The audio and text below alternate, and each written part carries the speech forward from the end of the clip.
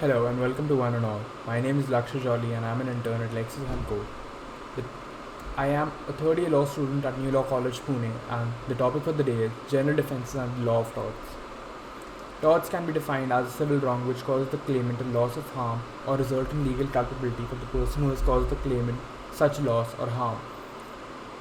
Uh, in, Intentional infliction of negligence, financial loss, injuries, violation of privacy, emotional distress, and variety of other things constitute to tortious act under common law jurisdiction.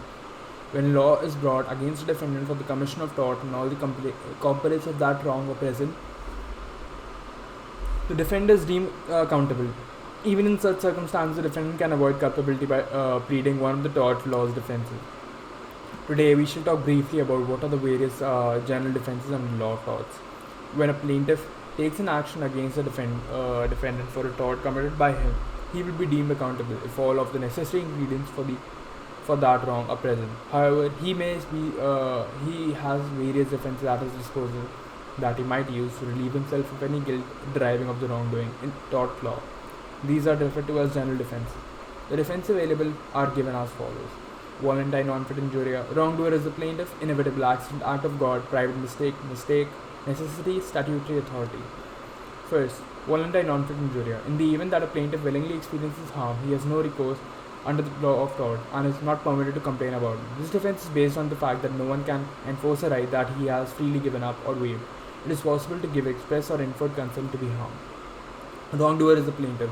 The maxim ex turpi causa non oritar actio states that no action comes from an immoral cause. If the plaintiff's action is based on a legal contract, he will lose his case and would not be able to recover damages. If a defendant claims that the claimant is the offender and is not entitled to damages, the court will not absolve him of responsibility, but he will not be held guilty under this heading. Inevitable accident.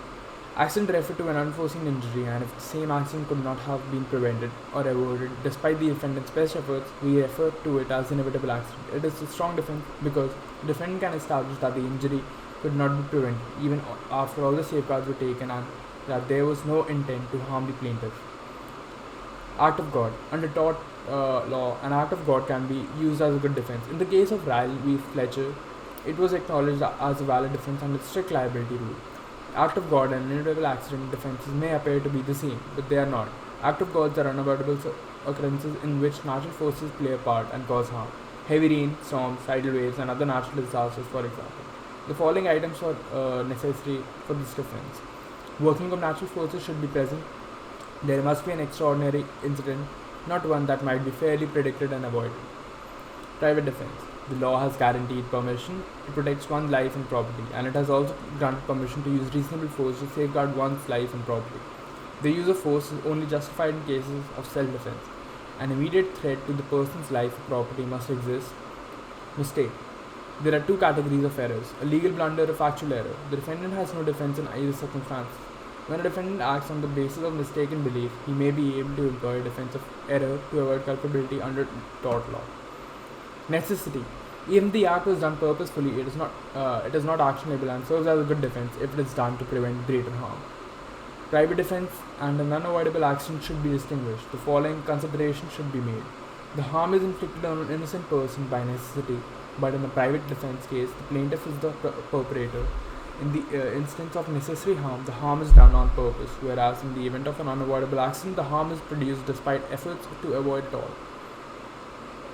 Statutory authority. Though an act is permitted by law or state, it is not actionable. Even if it is, it would be considered a tort. It is a full defense, and the aggrieved person has no recourse other than to seek compensation as required by the law. Immunity is granted under statutory authority not only for obvious harm but also for the harm that is unintended. That is all for general defense and law of torts. Thank you.